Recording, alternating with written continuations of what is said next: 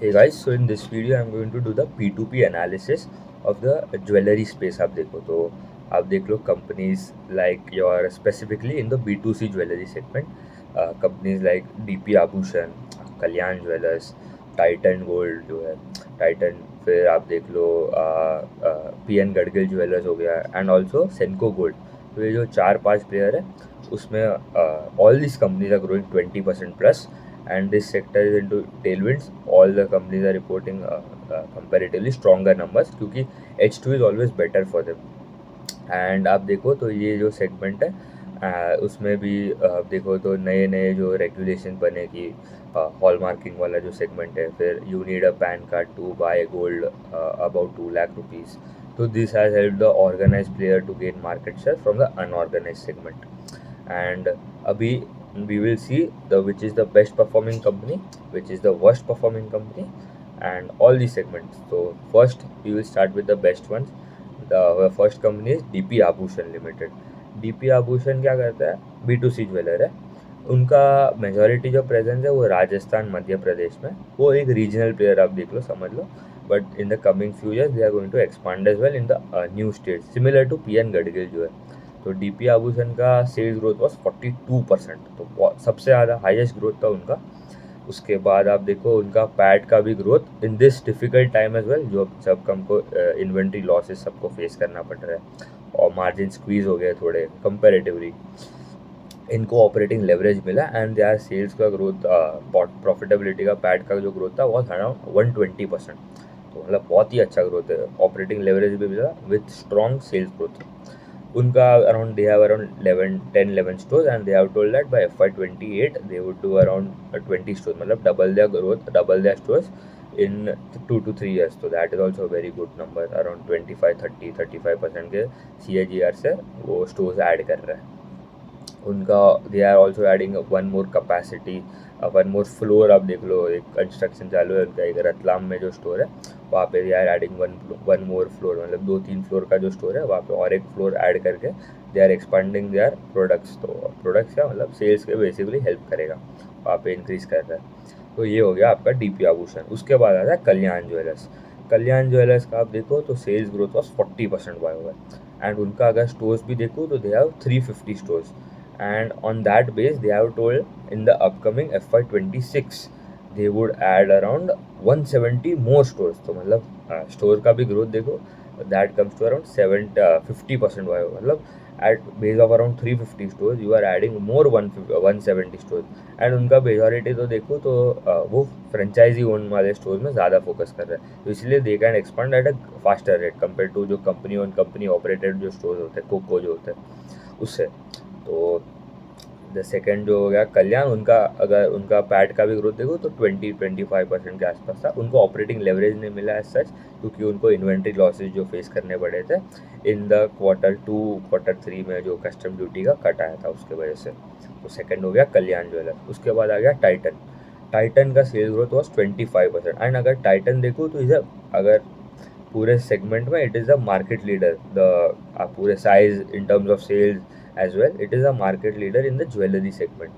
जैसे आप देखो FMCG में हो गया नेस्ले, हिंदुस्तान यूनिलीवर, ऐसे ही Titan is a market leader in this space jewellery segment. DMart हो गया आपके रिटेलिंग साइड में, वैसे Titan is in the jewellery space. तो if you are comparing any company which is growing at a, हमको क्या चाहिए, we want a company that is growing better than Titan which has a smaller base. So we have companies like Kalyan Jewellers and DP Abhushan. So they are growing at a better rate than Titan. But Titan is also still growing at a much better rate क्योंकि उनका size भी इतना बड़ा हो गया। They are around 1000 store and उस वो stores के ऊपर भी they are still growing at around 25%। And उनका ऑलमोस्ट पूरे इंडिया में प्रेजेंस है, पैन इंडिया प्रेजेंस है, सिमिलर टू कल्याण।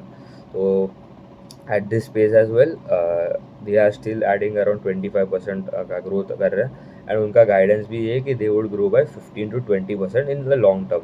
थोड़े मीडियम टर्म लॉन्ग टर्म देखो तो अभी बेसिकली जो वैल्यू जो ग्रोथ आ रहा है क्योंकि गोल्ड के प्राइजेस भी इतने इंक्रीज हो गए तो वैल्यू ग्रोथ ऑटोमेटिकली मिल जाते हैं इनको, इसलिए थोड़ा बेनिफिट इनको भी मिल रहा है। आप देख लो उसके बाद आ गया fourth in the list is P N Gadgil jewellers. तो पहले P N Gadgil jewellers Q2 में अगर मेरे को पूछते तो it was the best performing company second best, क्योंकि पहला तो डीपी आभूषण था, उनका 64% के आसपास का ग्रोथ था। पीएन गडगिल का गाइडेंस क्या था, 40% का सेल्स ग्रोथ करेगा फॉर FY25, ठीक है। किया कितना ये क्वार्टर, 23.5%। क्यों? उनका सब सेगमेंट में देखूँ तो रिटेल वाला सेगमेंट जो है, जो वो उनके स्टोर से जो सेल करता है प्रोडक्ट, उसमें तो ग्रोथ आया 42%। ई कॉमर्स भी ऑल्सो ग्रो 100%, एंड फ्रेंचाइजी वाला भी अराउंड 80-85% का ग्रोथ आया था। बट उनका प्रॉब्लम क्या हो गया, उन्होंने नॉन रिटेल जो रिफाइनरी जो सेल्स होते हैं, बेसिकली जो ओल्ड गोल्ड जो चेंज होता है, old gold we give the old gold, we give the old gold to the jewellery store, and उसके वजह से हम उनके और उसका जो पैसा हम ले लेते हैं, वो वाला सेगमेंट उन्होंने क्लोज कर दिया, entirely switch off that segment. तो वो ऐसा तो Q3 ऑफ FY24 में तो नहीं था, तब तो वो वहाँ पे ग्रोथ आ रहा था, तो इसलिए उनको इम्पैक्ट हो गया। तो उसके वजह से they are non retail segment was performing, उस पर से कुछ ग्रोथ नहीं आया। That's one of the reasons कि they just grew by around 23.5%। But उनको ऑपरेटिंग लेवरेज मिला, ठीक है। उनका पैट का ग्रोथ था 50% के आसपास, तो that was still comparatively good, but it was less than Titan, ठीक है। मेन तो वही है, कंपेयर तो हमको टाइटन से ही करना है, क्योंकि that is the market leader. And the last, the worst performing company which is impacted the most due to, आप देख लो, जो one of the reason is the jewellery, diamond jewellery का जो jewellery portion of that company, diamond jewellery के जो sales आते हैं, वो उसमें कुछ मेजॉर मतलब कुछ सब्सटैंशियल ग्रोथ नहीं आया, ठीक है। अराउंड 9-10% का ग्रोथ है। एंड उनका स्टडीड रेशियो भी देखो तो it was same as last year Q3, तो दैट इज सेनको गोल्ड, ठीक है। सेनको गोल्ड का sales grew by 27%, but retail sales, खाली अगर रिटेल का देखो तो उनका अगर एक सब्सिडरी भी है दैट इज सेनेस करके, तो उनका अगर सेल को निकाल दो तो रिटेल वाला सेल्स का ग्रोथ था खाली 22% हुआ, which is the slowest among all this companies.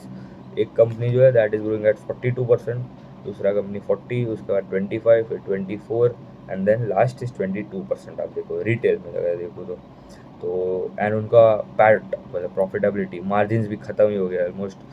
All PAT fail around 70% YOY, PAT margin was around 1.4-1.5% के आसपास हो गया, वैसे यूजुअली जो 3.5 to 4% के रेंज में होता है YOY कंपेयर करूँ तो। एंड उन्होंने बोला है this will take some few quarters, 1 to 2 quarters to have a decent EBITDA margin. उनका स्टेडी स्टेट देखो तो इट इज़ 7 to 8%। तो ऑल दिस कंपनीज जो है, सबको ऐसा नहीं है कि खाली इनका मेजॉरिटी, क्योंकि सेनको का अगर देखो तो डायमंड ज्वेलरी जो सेंट्स जो 0.11 सेंट, 90% जो डायमंड ज्वेलरी के सेल्स होते हैं वो 0.11 सेंट्स वाले सेगमेंट से आते हैं।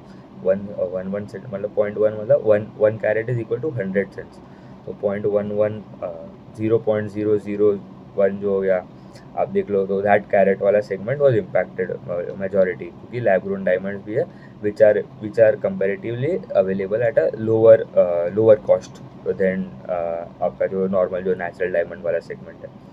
तो ओवरऑल देखो तो सबसे पहले आ गया आपका डीपी आभूषण ग्रोइंग एट 42%, कल्याण 40%, फिर आ गया आपका टाइटन 25%, फिर पीएन गडगिल आ गया 23.5-24%, and the last company that is your सेनको gold that is 22% YOY।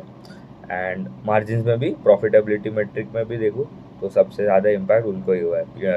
आप देखो तो सेनको को, क्योंकि उनका पैट फेल 70 है, दूसरे सबको ऑपरेटिंग लेवरेज मिला है, थोड़े को मिला है, थोड़े को स्टिल भी they have not got, but they have not under perform such because D growth तो नहीं आया किसी में दूसरे अगर देखो तो कंपनीज में पैट में।